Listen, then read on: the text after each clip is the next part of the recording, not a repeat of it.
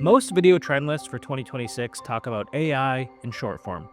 And they're not wrong, but they're missing the specific shifts high-performing finance and insurance enterprises are using to solve their two biggest marketing problems: scaling trust and reducing the friction of operational complexity. We often get asked, what are other companies actually doing with video? Where are they putting it? Historically, the answer was big campaigns, the hero film or product launch once or twice a year. You launch it, then you hope the momentum lasts for 6 months. But with LinkedIn video uploads surging 45% year over year, the campaign-only strategy is now a liability that leaves you invisible between launches. If you aren't visible every week, you're effectively invisible. And in finance, invisibility is a trust killer. At Oakham Rumble, we've spent the last 12 years inside the rooms where these video strategy decisions are made. From six-figure video campaigns to building ongoing content plans for regulated environments, we've seen exactly how these specific strategies are being used to reduce support friction, build advisor trust and authority, and provide the tactical support needed to help close high-stakes, multi-million-dollar enterprise deals. Today, I'm breaking down the 2026 video playbook. 5 strategic shifts that your competitors are already using to outpace the market and ensure they aren't getting left behind. Now, to understand how high-performing teams are outperforming the market, you have to look at the transition from campaigns to content rhythms. These days, visibility isn't a one-off event, it's an operating rhythm. The biggest hurdle to this is usually the perceived effort. Most teams think ongoing means a constant production cycle with the headache of scheduling recording sessions with leadership and getting a bunch of people in one place at one time. But there's an easy solution to this: batch recording. High-performing teams are scheduling one large recording session every quarter, sometimes via an event or like a team meeting day, and they record dozens of short-form clips in one go. For example, we see teams take major regulatory shifts or a quarterly market outlook and have a subject matter expert break it down into 5 60-second short-form clips. They aren't just reading the policy, the SME is explaining exactly what the change means for the end client. One recording session fuels months of high-authority content that keeps advisors top of mind and builds that essential bridge of trust. This allows you to scale your experts' time while maintaining a consistent presence. You move from relying on sporadic, isolated campaigns to becoming a reliable source of truth in a feed that's growing by 45% every year. It's about being indispensable, not just loud. But even with a perfect content rhythm, you're still limited by the linear nature of video. If you're forcing every viewer to watch the exact same explanation, you're likely losing half of them before they even get the answer they actually came for. This is why the smartest teams are moving towards an interactive video journey.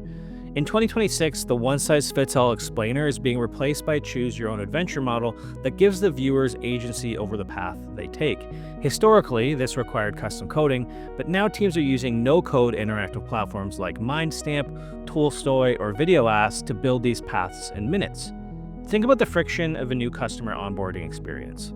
Instead of a generic welcome, they receive an interactive experience where they click, "Show me how to set up my account," or "Explain my investment risk." In insurance, this could be a claims walkthrough where the user selects only the policy type relevant to them. This creates a massive lift in completion rates, often hitting 90% and above, because the content remains 100% relevant to the client. More importantly, it proactively deflects support tickets, reducing the need for customer calls by up to 60%. Now, providing that level of personalized interactivity sounds expensive, and before AI, it really was. But if you're still thinking about production in terms of cameras and actors, you're missing the efficiency leap that's allowing competitors to scale across global markets for a fraction of the cost. This next shift solves the localization bottleneck. If you're listening to all this and wondering how your video program actually compares to other business and finance and insurance, we built a tool to give you the clarity most teams never get. It's our video benchmark assessment. It takes about 3 minutes and gives you your official B2B video benchmark score, a breakdown of where you're ahead or falling behind your industry, and immediate guidance to strengthen your strategy. I put a link to this in the description below. Okay, now back to the shifts. High-performing teams are now leveraging multilingual AI scaling to solve the localization bottleneck. In 2026, you often need to communicate the same complex update across different regions and languages simultaneously. Traditionally, this meant hiring 5 different actors or translation experts, causing months of delays. Now, teams use AI avatars to take one core compliance-approved script, and generate high-fidelity multilingual versions in minutes. This allows you to maintain total control over the brand voice and regulatory accuracy while scaling your reach. It's about taking a single production investment and multiplying its impact across your entire global footprint without a 6-month production cycle. Tools like HeyGen help you do this. But scaling your message is only half the battle. If you're only appearing on a 6-inch mobile screen, you're competing with the infinite scroll and the constant noise of the social feed. The real differentiator in 2026 is moving your message back to where it commands the most authority: the living room. The vast majority of professional audiences have now moved away from traditional broadcast and cable and have migrated towards streaming platforms like YouTube and Roku on the big screen. For finance brands, connected TV is the ultimate hedge against paid ad social media clutter. Unlike linear TV, CTV allows for precision targeting. You can reach specific households based on job titles, or even narrow your audience down by household income and investment behavior. And in your ads, you can include dynamic QR codes that take them directly to localized landing pages. This bridges the gap between the prestige of TV and the performance of digital, delivering up to 95% completion rates for your high-stake messages. However, none of these tools, not CTV, not AI, not interactivity, will work if you make the number one mistake we see in 2026. Because at the end of the day, people don't buy from a technology stack. The reality is that faces are outperforming logos. We've been saying this for a while now. Audiences don't trust the brand. They trust the person who has to stand behind the explanation. In high-risk sectors like finance and insurance, a corporate logo can feel like a shield to hide behind. But a face signals accountability. This is why the most successful teams are putting their actual subject matter experts on camera to deliver leadership content directly to places like LinkedIn. People are biologically wired to recognize faces and the emotions they express to signal threat or opportunity. By centering your strategy around people, you aren't just making content. You're building a trust architecture that makes your brand feel human and accountable. The shift to a video-first architecture in 2026 isn't about chasing the newest AI gimmick.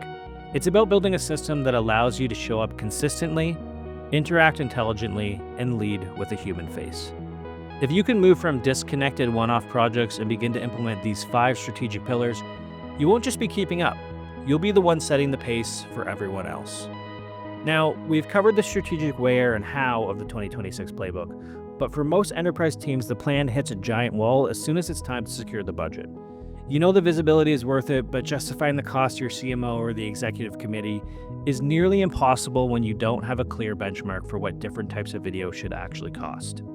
To solve that, you should watch our next video, where we pull back the curtain on enterprise video budgeting. We'll break down the different video types and the specific budget buckets they fall into, so you can stop guessing and start getting the internal buy-in you need for your next project.